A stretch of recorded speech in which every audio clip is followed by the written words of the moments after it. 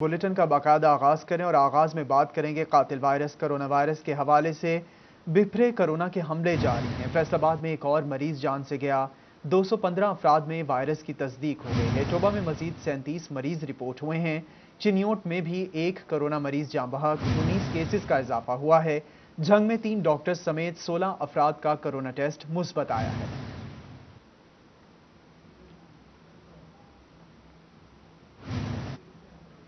Corona के वार पर वार जारी है। डीएचक्यू अस्पताल इंतजामिया ने सर्जिकल इमरजेंसी वार्ड को कोरोना मरीजों के लिए मुख्तस कर दिया। डीएचक्यू अस्पताल में कोरोना मरीजों के बेड्स की तादाद 120 हो गई। आपको अपडेट करें, कोरोना के वार पर वार जारी है। डीएचक्यू अस्पताल इंतजामिया ने सर्जिकल इमरजेंसी वार्ड को कोरोना मरीजों के लिए मुख्तस कर दिया। इसी पर बात कर लेंगे आजादार हुसैन से। आजादार हुसैन, आगाह कीजिएगा, बेड्स की तादाद 120 हो गई है। बिल्कुल, डीएचक्यू अस्पताल में कोरोना वायरस के मरीजों की तादाद के इजाफे के बाद डीएचक्यू अस्पताल इंतजामिया की जानिब से सर्जिकल इमरजेंसी जो वार्ड है इसे भी कोरोना वायरस के लिए जो मुख्तस कर दिया गया है। इसके बाद कितने टोटल तादाद हो चुकी है फैसलाबाद डीएचक्यू अस्पताल में कोरोना वायरस के मरीजों के बेड्स के हवाले से, और इलाज मुआवजे की सहूलियात अब जो कि सर्जरी एमरजेंसी में पेशेंट आएंगे उन्हें किस तरह दी जाएगी। हमारे साथ डायरेक्टर एमरजेंसी डीएचक्यू अस्पताल डॉक्टर इसहाक साहब मौजूद है। सर बताएं, कितने बेड हो चुके हैं हमारे पास? हमारे पास ऑलरेडी जो बेड्स हैं उनकी तादाद जो है वो 60 के करीब है। इमरजेंसी में हमारे पास 50 ये ऐड करके 110 हो जाएंगे। जो सेंट्रल ऑक्सीजन वाले हैं वो 60 के 60 ऊपर हैं। नीचे हमारे पास 20 बेड्स जो हैं वो सेंट्रल सप्लाई वाले हैं। मज़ीद with the passage of time in a day और सो वो भी सेंट्रल हो जाएंगे। तो इस तरह हमारी स्ट्रेंथ जो है इमरजेंसी की 110 120 पे पहुंच जाएगी इंशाल्लाह। उससे जो सर्जरी के पेशेंट आएंगे तो उसके वाले सर्जिकल विंग को हमने शिफ्ट कर दिया मेन ऑपरेशन थिएटर में। वहीं वो माइनर स्टिचिंग मेजर करके वार्ड में शिफ्ट कर देंगे। वहीं उनका रिकवरी रूम है, तो थोड़ी सा फैसिलिटेशन होगी। वहीं से रैम्प से आया करेंगे, वहीं से डिस्चार्ज होकर चला जाया करेंगे। ये for the time being arrangements हैं। लोगों से अभी हम जो है बार बार रिपीटेडली कह रहे हैं कि वो अपने आप को घरों में रखें, गैर ज़रूरी शॉपिंग पे ना जाएं, ताकि हम लोगों पे लोड जो है वो किसी हद तक कम हो सके। जी बिल्कुल, क्योंकि डॉक्टर जो है वो जंग लड़ रहे हैं कोरोना वायरस के हवाले से शहरियों की जिंदगी बचाने के लिए, तो ऐसे में शहरियों को भी चाहिए कि वो शहरियों को चाहिए कि एसओपीज का ख्याल रखें। आजादार हुसैन, आप तफसीलात से आगाह कर रहे थे।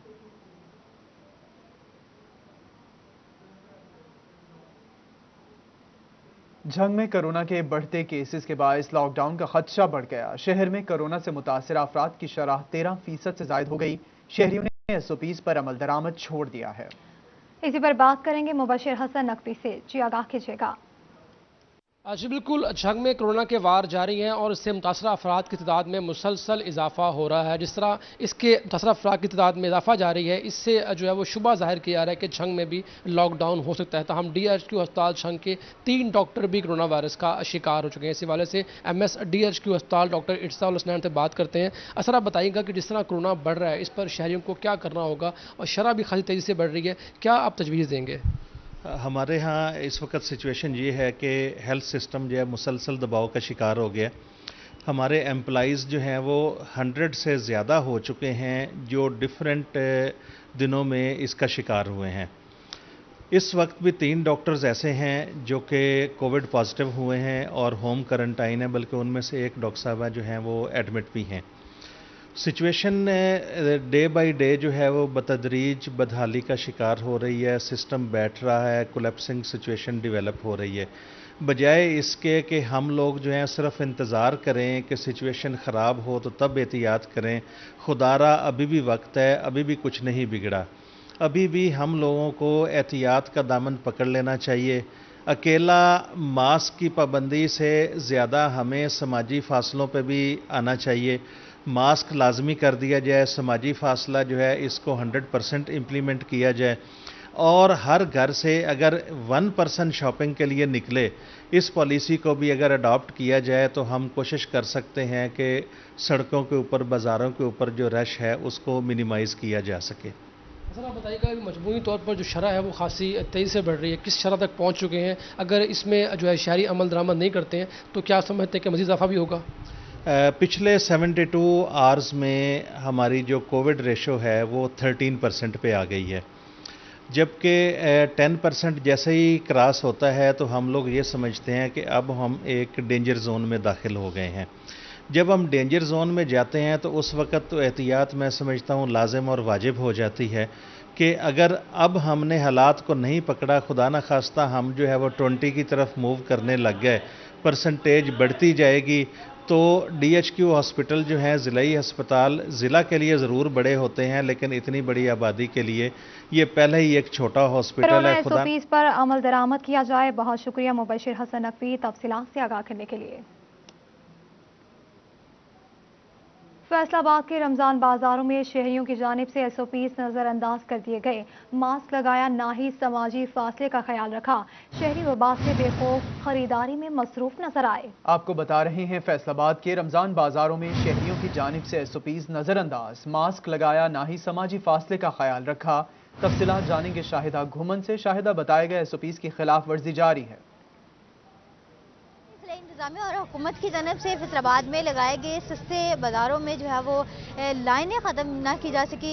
शहरियों का रश जो है वो दिन ब दिन बढ़ता जा रहा है, जबकि कोरोना SOPs को भी नज़रअंदाज कर दिया गया है। मेरा कैमरामैन आपको दिखा सके तो अभी भी लंबी लाइनें जो है वो शहरियों की लगी हुई हैं और समाजी फासला जो है उसको भी बरकरार नहीं रखा गया है शहरियों की जानब से। और चंद शहरी ऐसे हैं जो कि मास्क लगाए हुए दिखाई देते हैं, बाकी मुतअद्दिद शहरी ऐसे हैं जिनकी जानब से ना तो मास्क का इस्तेमाल किया गया है, ना ही समाजी फासले को जो है वो बरकरार रखा गया, तो जिससे कोरोना के खदशात जो हैं वो ज़्यादा बढ़ सकते हैं। ज़िला इंतज़ामिया जो है वो अभी तक और ना ही पुलिस डिपार्टमेंट जो है वो शहरियों के इस रश को और लाइनों को ख़त्म कर सकी। इसकी खिलाफ वर्जी जारी है। शाहिदा घुमन आप तफसीलात से आगाह कर रही थी।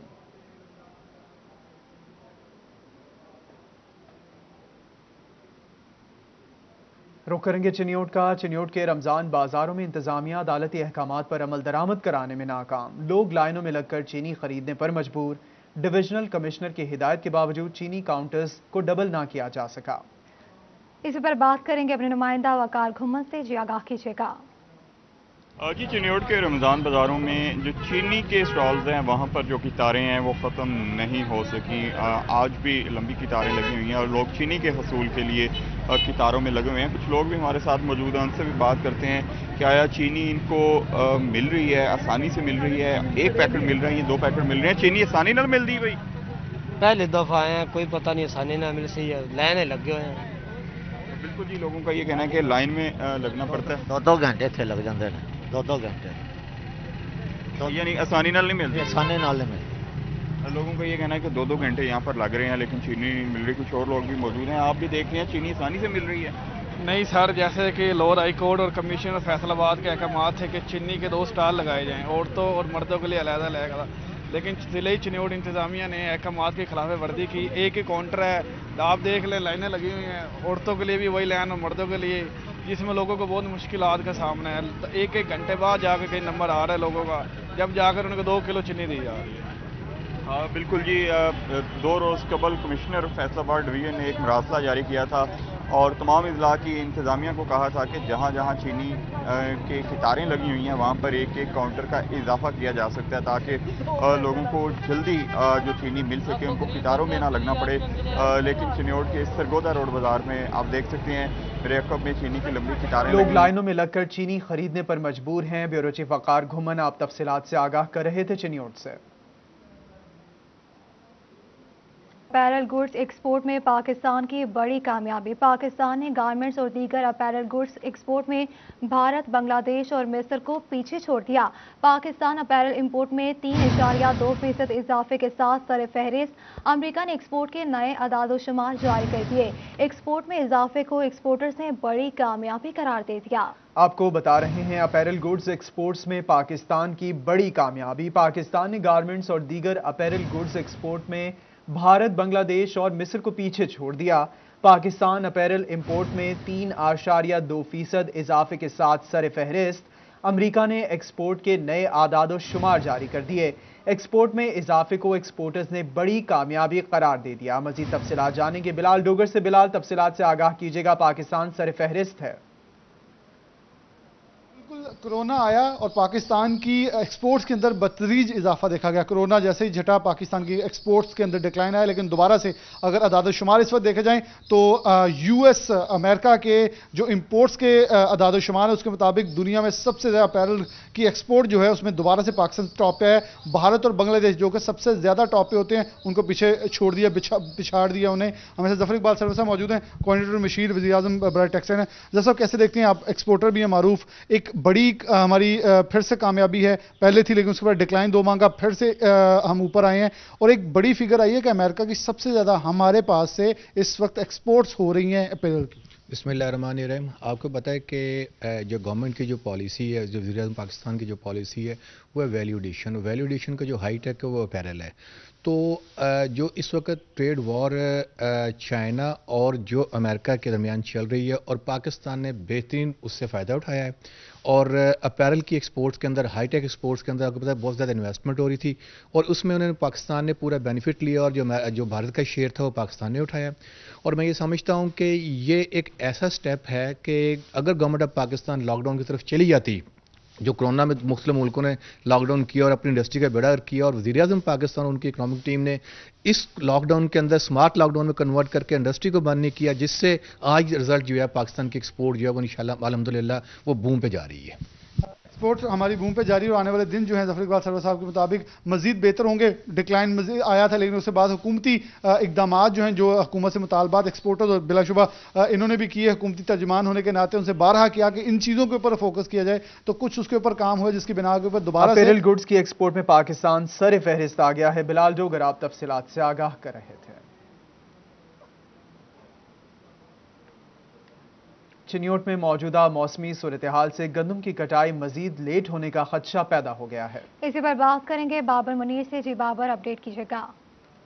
हाँ जी बिल्कुल, तकरीबन पिछले 10 रोज से चिन्योट और गिरदोनवा में कभी बारिश जो है वो हो रही है तो दूसरी जानिब कभी मौसम जो है वो अबर आलूदा है और रात गए भी आज वक्फे के साथ तेज़ मूसलाधार जो है वो बारिश हुई है और तेज़ हवाओं की वजह से गंदम के सिट्टे कहीं कहीं जो है वो जगहों पर गिर गए हैं। और दूसरी जानिब ज़राई माहिरीन का कहना है कि जिन जिन इलाकों में बारिश हुई है वहाँ पर कम से कम 3 रोज़ तक कटाई का अमल ना किया जाए और अगर कल किसी काश्तकार ने अपनी फसल जो है वो काट ली थी तो उसके सिट्टों का रख अगर उन्होंने नीचे की तरफ रखा तो अब वो ऊपर की तरफ रखें ताकि बारिश का पानी जो है वो उसमें से निकल सके और हवा लगने की वजह से जो फसल है जो कटाई की गई है वो खुश्क हो और दूसरी जानिब जो मॉइस्चर लेवल है वो भी उसका कम हो।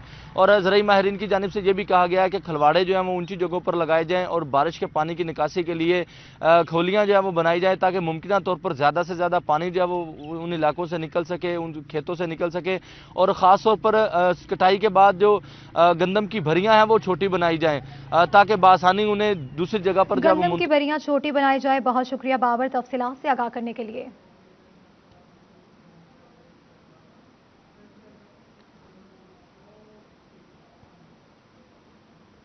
जंग में मकई के जेर काश रकबे में बड़ी हद तक कमी वाक़ई हो गई। महकमा क्रॉप रिपोर्टिंग के मुताबिक रवा सीजन में सिर्फ 1000 एकड़ पर मकई काश की जा सकी। इसी पर मजीद तफसीलात जानेंगे उवैस खान से। उवैस आगाह कीजिएगा। जो फैसलाबाद डिवीजन समेत जो है वो जंग में मकई की काश्त का अमल जो है वो मुकम्मल किया जा चुका है और इस हवाले से महकमा शुमारियात की जानिब से बाकायदा तौर पे रिपोर्ट जारी की गई है जिसके तहत जो है ज़िला जंग के अंदर जो है मकई की काश्त का ज़ेर काश्त रकबा जो है मुतवातिर जो है कम हो रहा है। इस हवाले से महकमा शुमारियात की रिपोर्ट के मुताबिक जो है फैसलाबाद डिवीजन में जो है रवा सीज़न के रबी सीज़न के अंदर जो है वो 1,59,000 एकड़ के ऊपर जो है वो मकई काश्त की गई। तमाम ज़िला जंग के अंदर सिर्फ 1,400 एकड़ पे मकई का काश्त मुमकिन हो पाया है। इस हवाले से अगर बात की जाए गुज़श्ता जो है सीज़न की तो गुज़श्ता सीज़न में जो है इसकी जो काश्त जो है वो 3,000 थी जिसको निस्फ से शायद जो है वो कम होकर रकबा जो है अब तकरीबन 1,500 एकड़ तक जो है वो ही रह गया है। 1,500 एकड़ तक रकबा रह गया है। उवैस खान आप तफसीलात से आगाह कर रहे थे।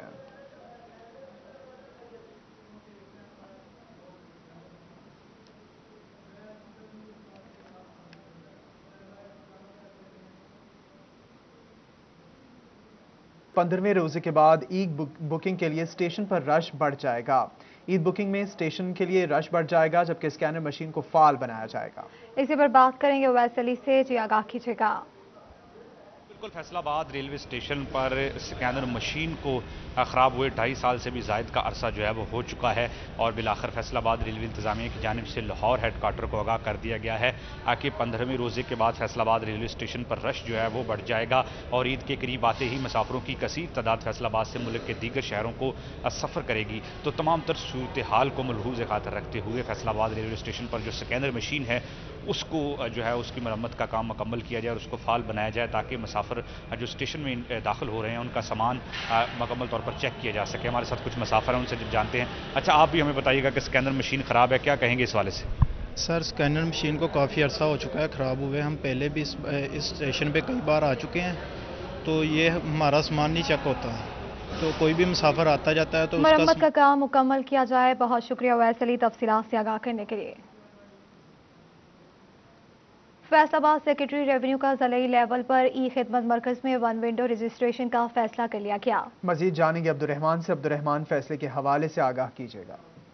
की जाए एसएम बिहार की जानब से यहाँ पर फैसला किया गया है कि ज़िलाई लेवल पर जितने भी ई खिदमत मरकज़ बनाए गए हैं वहाँ पर तमाम पर 1 विंडो ऑपरेशन का आगाज़ किया जाएगा और इस सिलसिले में 1 विंडो रजिस्ट्रेशन होगी। वहाँ पर ये बड़ा अहम डिसीजन लिया गया जिसमें नादरा को और पंजाब लैंड रिकॉर्ड अथॉरिटी को भी ऑन बोर्ड लिया जाएगा ताकि जो 1 विंडो ऑपरेशन होगी उसके जो समरात है वो आम आवाम तक पहुँचाए जा सके। तो इस सिलसिले में यहाँ पर इक़दाम किए जा रहे हैं। तो 30 अप्रैल तक की डेडलाइन दी गई है कि 30 अप्रैल तक यहाँ पर जितने भी ई खिदमत मरकज़ पंजाब भर में बनाए गए हैं वहाँ पर तमाम में जो फ्रंट डेस्क भी बनाए जाएंगे और तमाम में यहाँ पर 1 विंडो ऑपरेशन है वो बाकायदा तौर पर एक्टिव किया जाएंगे ताकि वहाँ पर जितने भी लोग आते हैं उनका काम एक ही जो विंडो के साथ हो सके।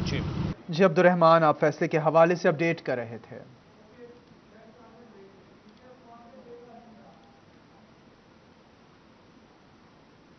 टोबा में टाइफाइड वैक्सीनेशन मुहिम के लिए तैयारियों का सिलसिला जारी है। इसी पर मजीद जानेंगे वसीम अहमद से। वसीम, बताएगा तैयारियों के हवाले से। जी, टोबा टेक्सिंग के बच्चों को टाइफाइड से बचाने के लिए मुहिम का आगाज़ किया जा रहा है जिसमें तमाम बच्चों को जो है वो वैक्सीन लगाई जाएगी। इस हवाले से महकमा हेल्थ का इजलास मुनक्किद हुआ जिसकी सदारत जो है डिप्टी कमिश्नर टोबा टेक्सिंग उमर जावेद ने की। उमर साहब, बताइएगा टोबा टेक्सिंग का टारगेट कितना है और कितनी से कितनी एज के बच्चों को ये वैक्सीन लगाई जाएगी? जी, बिस्मिल्लाहिर्रहमानिर्रहीम। ये जो वैक्सीन है ये तो पहले 12 अजला के अंदर पंजाब में लग चुकी है, बाकी अजला की अब बारी है। इसके अंदर ये नेक्स्ट मंथ से लगेगी इंशाल्लाह ताला। इसके अंदर हमारी जो अर्बन यूसीज़ हैं वो इसके अंदर शामिल हैं। तैयारियां तमाम मुकम्मल हैं। इसके साथ साथ हम जो हैं वो इसके अंदर टीम्स की ट्रेनिंग के ऊपर ख़ास तवज्जो दे रहे हैं। टीम्स कुछ इंक्रीज़ की हैं और ये वैक्सीनेशन होगी क्योंकि इसके अंदर पोलियो जो है वो इंजेक्टेबल नहीं होता, वो आपने कतरे पिलाने होते हैं, ये इंजेक्टेबल है। तो इसके अंदर जो हमने अपनी रखनी है SOPs और इसके साथ साथ जो ट्रेनिंग है उसके ऊपर में ख़ास फोकस रखना है। इसी के ऊपर ही हम आज मीटिंग कर रहे थे और इसी चीज़ के ऊपर ही आज फोकस है। ट्रेनिंग कहाँ कहाँ करवाई जा रही है और कितनी टीमें इसके लिए तैयार की गई हैं? जी, ये उसकी नीड बेसिस हैं। ये तो पूरा डाटा होता है और डाटा के मुताबिक टीम्स के एक SOPs हैं और उन्हीं के मुताबिक ही ये सारी ट्रेनिंग शेड्यूल होता है। वो ट्रेनिंग शेड्यूल जो है वो टीम्स के मुताबिक बना हुआ है, उसमें तो वो नहीं है, वो तो एक गवर्नमेंट का पूरा प्लान होता है। असल चीज़ ये है कि हम उसको मॉनिटर करें कि जो SOPs गवर्नमेंट ने बना दी हैं, जो हेल्थ डिपार्टमेंट SOPs देता है उसको मॉनिटरिंग की जाए और उसको मुकम्मल तौर पर इंश्योर करवाया जाए कि जो गाइडलाइंस हैं उन गाइडलाइंस को फॉलो किया जाए। तो हमारा काम यही है कि हम गाइडलाइंस को फॉलो करवाएं और उनको अच्छे तरीके से इंप्लीमेंट करवा दें। जी बिल्कुल, ये थे। बहुत शुक्रिया वसीम अहमद तफसीलात से आगाह करने के लिए। इसी के साथ स्टूडियो से फिल वक्त इतना ही। मजीद बाखबर रहने के लिए देखते रहिए सिर्फ सिटी 41 क्योंकि हम करते हैं शहर की सब बातें।